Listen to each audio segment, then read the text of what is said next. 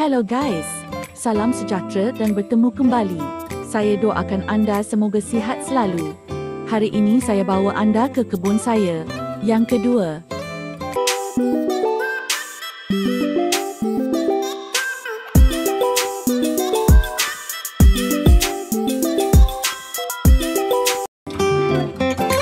Terima kasih kerana masih menonton channel ini. Hari ini saya nak update cili besar saya. Pokok cili ini sudah berusia 75 hari selepas tanam. Pokok cili besar saya ini sudah mula menunjukkan hasil yang menggembirakan. Pemandangan kebun saya nampak semakin menarik. Ini kerana buah-buah cili mula menyelah di celah-celah daun hijau yang lebat. Buah cili sudah banyak terhasil dan sebahagiannya mula bertukar warna daripada warna hijau kepada merah.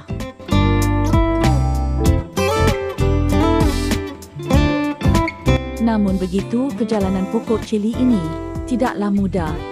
Pada peringkat awal pertumbuhan, tanaman saya pernah diserang oleh lalat putih, afat dan juga hama. Serangan tersebut menyebabkan daun menjadi kerinting dan pertumbuhan pokok agak terbantut. Saya terpaksa mengambil langkah kawalan seperti menyembur racun serangga yang sesuai dan menggunakan cuka kayu untuk membantu memulihkan keadaan pokok.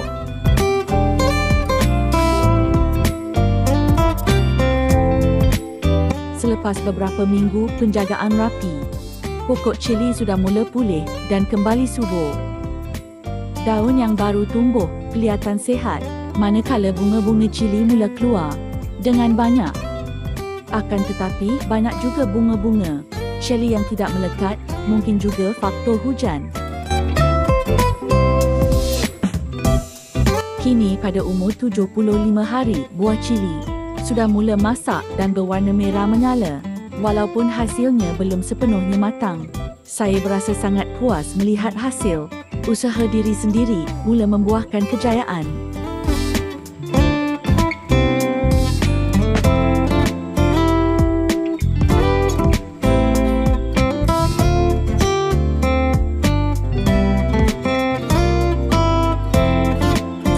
Secara keseluruhannya, pengalaman menanam cili besar ini memberikan banyak pengajaran.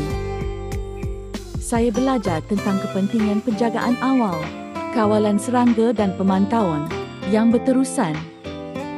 Diharapkan dalam beberapa minggu lagi, semua cili akan masak merah sepenuhnya dan boleh dituai untuk dijual atau digunakan sendiri.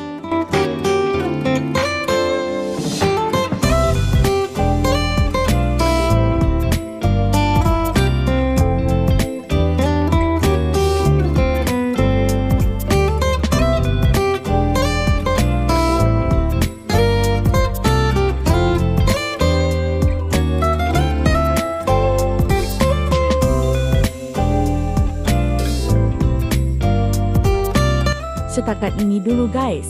Terima kasih kerana sudah menonton dari awal sampai hujung video ini.